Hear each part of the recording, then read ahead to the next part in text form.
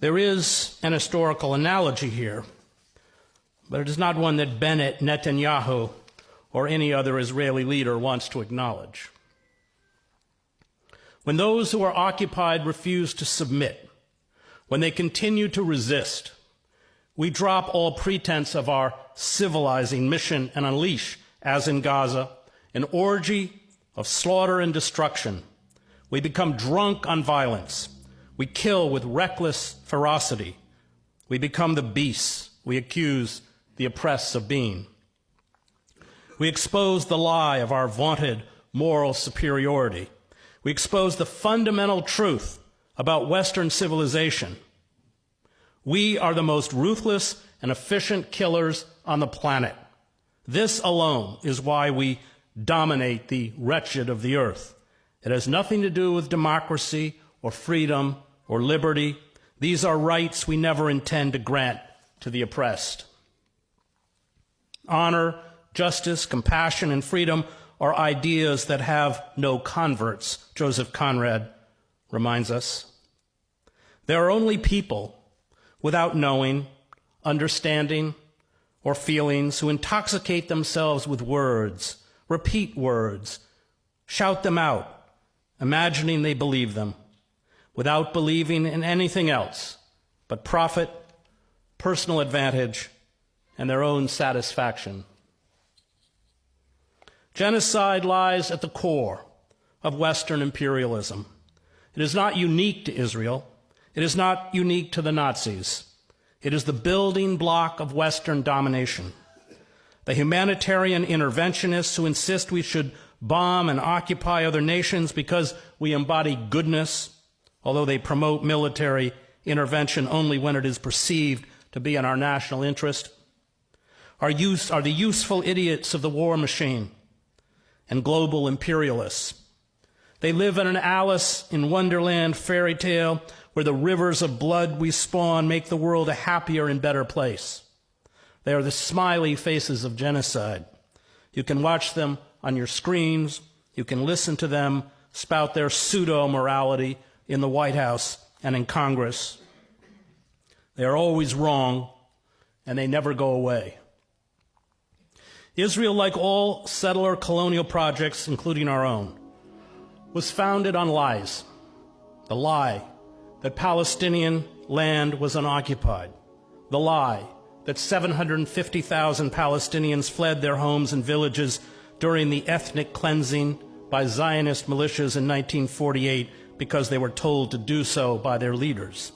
The lie that it was Arab armies that started the 1948 war, that saw Israel seize 78% of historic Palestine.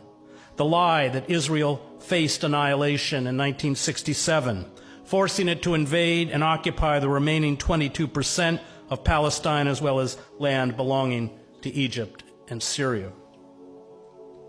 Israel is sustained by lies. The lie that Israel wants a just and equitable peace and will support an independent Palestinian state. The lie that Israel is the only democracy in the Middle East. The lie that Israel is an outpost of Western civilization in a sea of barbarism. The lie that Israel respects the rule of law and human rights. The brazenness of Israeli lies stunned those of us who reported from Gaza. It did not matter if we had seen the Israeli attack, including the shooting of unarmed Palestinians. It did not matter how many witnesses we interviewed. It did not matter what photographic and forensic evidence we obtained. Israel lied. Small lies, big lies, huge lies. These lies came reflexively and instantly from the Israeli military, Israeli politicians, and Israeli media. They were amplified by Israel's well-oiled propaganda machine and repeated with a cloying sincerity on international news outlets. Israel engages in the kinds of jaw-dropping lies that characterize despotic regimes. It does not deform the truth. It inverts it. It paints a picture that is diametrically opposed to reality. Those of us who have covered the occupied territories have run into Israel's Alice in Wonderland narratives, which we dutifully insert into our stories, required under the rules of American journalism, although we know they are untrue. Israel has invented an Orwellian lexicon. Children killed by Israelis become children caught in the crossfire. The bombing of residential districts with dozens of dead and wounded becomes a surgical strike on a bomb-making factory. The destruction of Palestinian homes becomes the demolition of the homes of terrorists. The big lie feeds the two reactions Israel seeks to elicit: racism among its supporters and terror among its victims. The big lie fosters the myth of a clash of civilizations, a war between democracy, decency, and honor on one side, and Islamic terrorism, barbarism, and medievalism on the other. The big lie abolishes nuances, ambiguities, and contradictions that can plague conscience. It is designed to create cognitive dissonance. It permits no gray zones. The world is black and white, good and evil, righteous and unrighteous. The big lie allows believers to take comfort, a comfort they are desperately seeking, in their own moral superiority.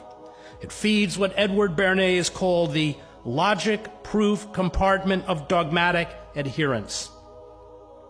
All effective propaganda, Bernays writes, targets and builds upon these irrational psychological habits.